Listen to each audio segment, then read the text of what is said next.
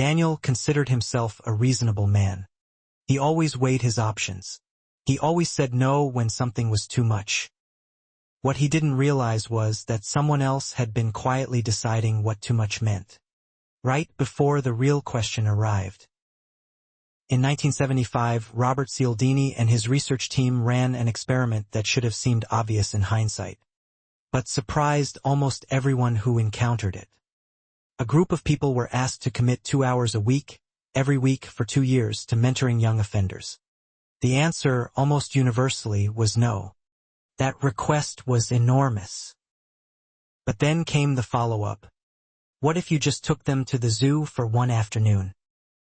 Acceptance rates climbed dramatically, far higher than in a control group where people were asked the zoo question directly, without the large request first.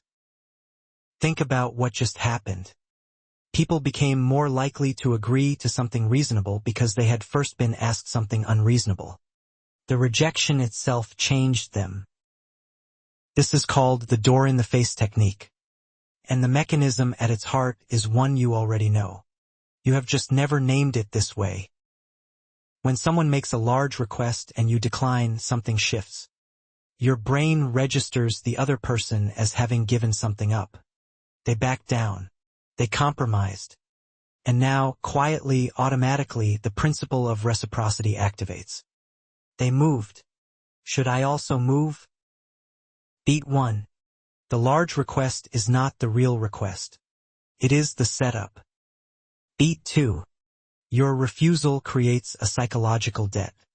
Not one you owe, but one your brain behaves as though you owe. Beat 3.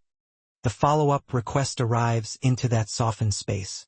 And it feels like meeting someone halfway. Feels like fairness. It is not. Beat 4. What makes this particularly powerful is that the exchange feels mutual. You feel like a reasonable person. The other person looks like a reasonable person. And the outcome was decided before the conversation began. Daniel started noticing it in budget meetings. A department head would open with a request 3 times larger than what they actually needed. After the room pushed back, they would present the real number.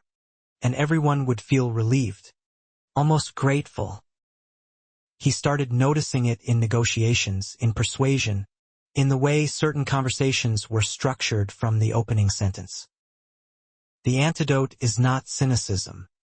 It is simply this: evaluate each request on its own terms, not in relation to what was asked before it.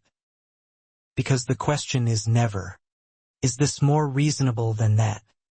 The question is this something I would choose freely if I were asked it first? In the next video in this series, we will look at something just as invisible. A single number, spoken early in any conversation, that quietly reshapes every decision that follows. Not all manipulation comes from people. Some of it comes from the first piece of information you hear.